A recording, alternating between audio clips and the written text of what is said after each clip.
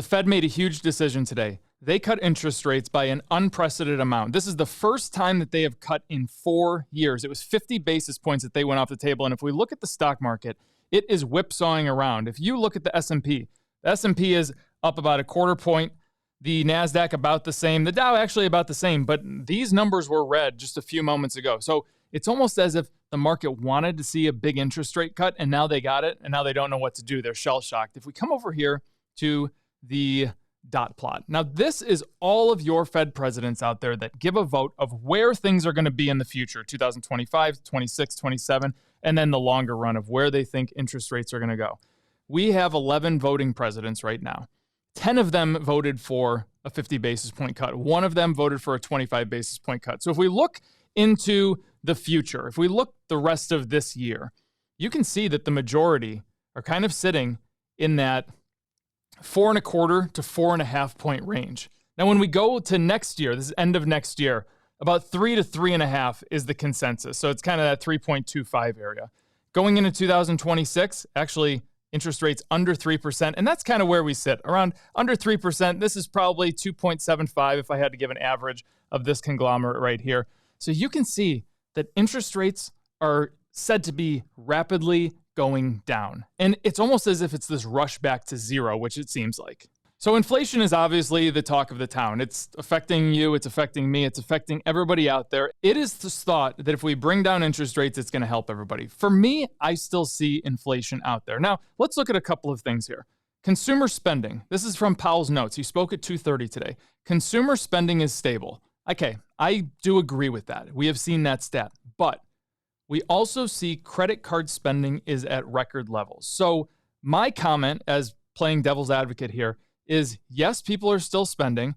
Yes, people are still spending a lot of money because they have to, because inflation is high.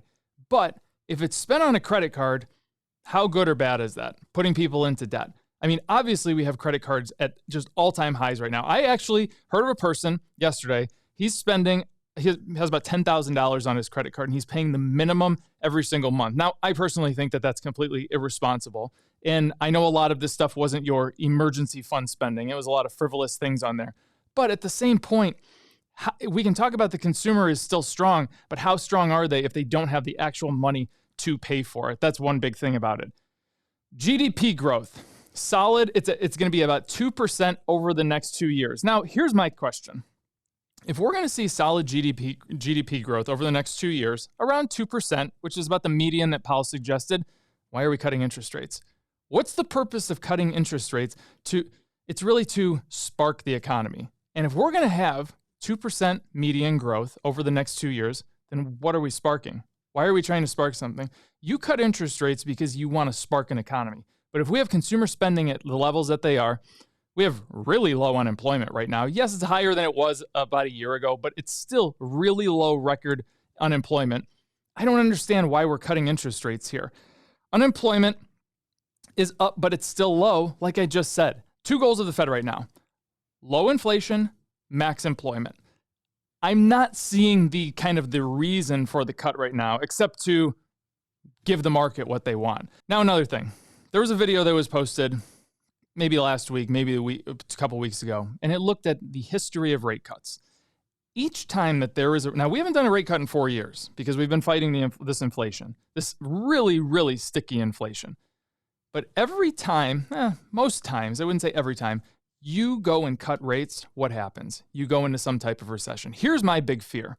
What we get is what's called a double dip recession. And this happened in the 70s. Not saying that we're in a recession. You really don't know if you're in a recession until you're out of it, because you need 2 consecutive quarters of lowering GDP. My fear is that, let's say interest rates are right around here. You start cutting them. As soon as you start cutting them, they're inversely correlated to inflation. What happens? Inflation rears its ugly head and it jumps back up. Then what do? You have to go and raise your interest rates again.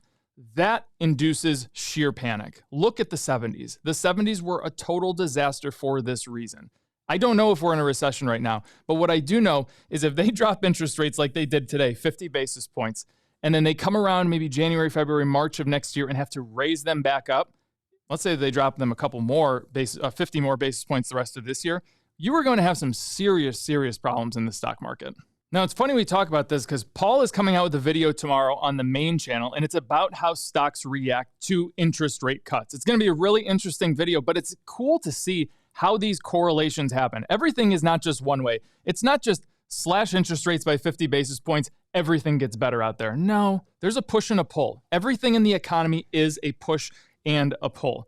Now, there's something else that I want to look at, and this is the Fed Watch tool. So if we look at the Fed Watch tool, and guys, this was correctly predicted by the market. This is the market. This changes every second. It's the market's kind of prediction of where things are going to go. They said we were going to come down 50 basis points this meeting. So right now, current range, this is not correct. It's 4.75 to 5.0. So if we look, where do they think that the next cut is going to go? They're looking another 25 basis points, 4.5 to 4.75. You have 31% of people saying, 31% of the voters, I guess, 4.25 to 4.5 saying that we're going to see a 50 basis point cut. Now let's see if we can go a little bit further. This website was having some trouble here. Let's see if we can get to the end of the year. So if I click here on December 18th, it's not moving. Actually, there's probably so many people and there's so much data coming into this. But I'm curious to see what goes on here and what goes on through the latter months of 2025. But guys, right now, 65% chance that we get another 25 basis point cut. And Powell has said they're going to go meeting to meeting. They're going to get their PCE information. They're going to get their SEP information. They're going to get their CPI information. Here, it just changed for us. This is what we see by the end of the year. Look at that. So 50% say that we're going to get another 25 basis point cut. So it's going to be very, very interesting. Actually, people think that we're going to get a 50 basis point cut. So they think that we're going to get a 25 point cut in November, and then by December, we're going to get a 50 basis point cut, which is going to take us down to this 4% range, which is really unbelievable. I think that personally, I think this is moving too fast. I think that there is no point of cutting this fast. The only thing you can do is damage. Yes, there's been good information out there, but I ask you this question. You can comment below. Are you still struggling out there? I know that I go to the grocery store and I buy 8 things and I spend $100, and that's not normal. It's not normal to walk out with 1 or 2 bags and spend $100, and it is still affecting everyday Americans. So guys, if you like videos like this, I ask you to subscribe. We give you these instant reactions to things that are happening in the market. Comment below to the question that I asked you earlier, and you guys have a great rest of your day.